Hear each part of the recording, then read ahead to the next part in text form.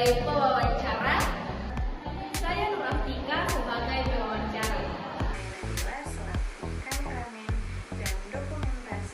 Kami dari kelompok 5 akan mewawancarai satu pengusaha kuliner yang berada di Kota Parepare. Yuk ikuti kegiatan kita hari ini. Jangan nonton di awal saja ya. Selamat menyaksikan. Di tengah persaingan usaha yang semakin ketat, terdapat sosok entrepreneur yang berhasil membangun usahanya dari nol hingga dikenal oleh masyarakat. Melalui dokumenter ini, kami akan mengulas perjalanan usaha, strategi bisnis, serta life skill yang dimiliki oleh pelaku usaha. Usaha yang kami kunjungi berlokasi di Kampung Enjoy, tepatnya di Jalan Mati Rotasi, dan bergerak di bidang kuliner.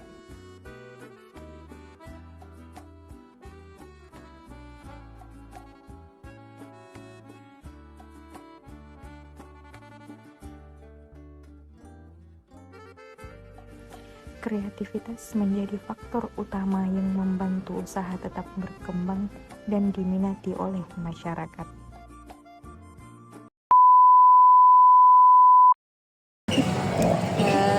Baik, langsung saja Ibu. Di sini kami dari mahasiswa IAIN Parepare dari Prodi Pendidikan Agama Islam. Di sini kami ingin mempertanyakan beberapa pertanyaan untuk Ibu terkait usaha kuliner yang Ibu bangun di sini. Jadi di sini mungkin Ibu bisa perkenalan lebih awal dulu Ibu, biar kita saling mengenal di sini. Oh iya.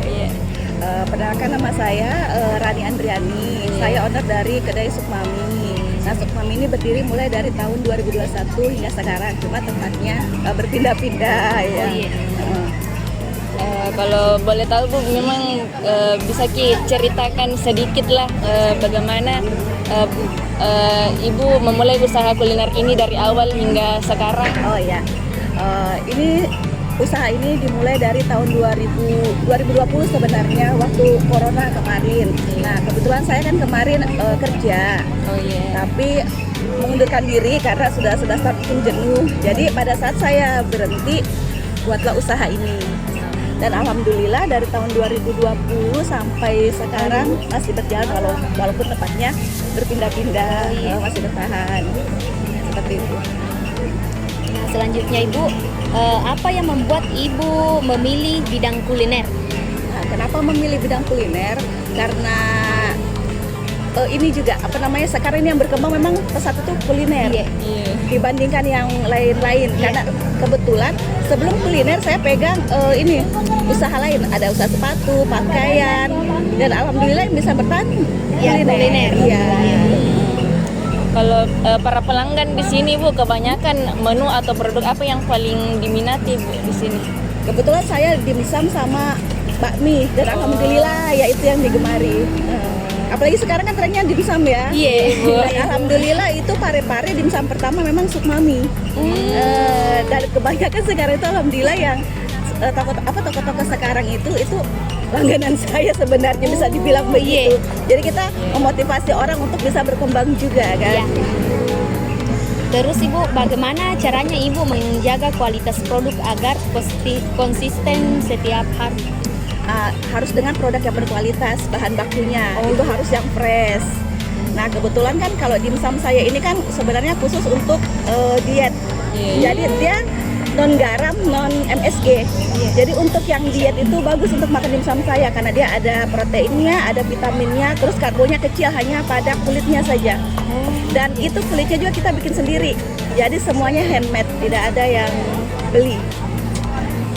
Bukan terkadang itu ada pelanggan yang kayak memberikan kritik atau saran masukan kepada Ibu. Jadi bagaimana terkadang tanggapan Ibu kepada pelanggan tersebut? Alhamdulillah sampai sekarang belum ada. Tapi biasa kalau memang ada keluhan begitu, saya suruh sampaikan langsung dan kita akan ganti produknya biasanya. Minta maaf, permohonan maaf.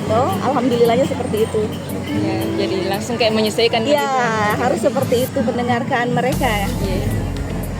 Terus Ibu, bagaimana caranya mengelola stok dan bahan baku agar tidak boros? Kalau dari saya itu kita kan tahu nih hari ini, nah Senin, Selasa, Rabu pasti kita tahu dong pembeli yang paling banyak itu hari apa. Jadi saya sesuaikan hari. Oh kalau hari ini mungkin stoknya segini aja karena pembelinya nggak terlalu banyak. Tapi kalau malam minggu misalnya, wah itu harus double stoknya seperti itu supaya tidak ada kerugian juga kan. Betul. Kalau strategi kita Ibu apa yang biasa kita terapkan untuk kayak menarik pelanggan? Strateginya seperti marketingnya sebenarnya. Iya, target marketing Kak. Kita di ini apa namanya? Di media sosial. Sering update di Ya, medsos begitu Ibu. terutama Instagram kita kan punya Iya, IG iya, juga kan. Terus juga biasanya endorse dari selebgram seperti itu, memperkenalkan produk kita seperti itu. Selanjutnya Ibu, tantangan terbesar apa yang Ibu alami sampai sekarang ini? Sebenarnya tantangannya lebih ke sekarang ya, karena banyak kan sudah menjamur ya. Jadi bagaimana cara kita meningkatkan kualitas kita aja sih sebenarnya supaya tetap bertahan. Iya.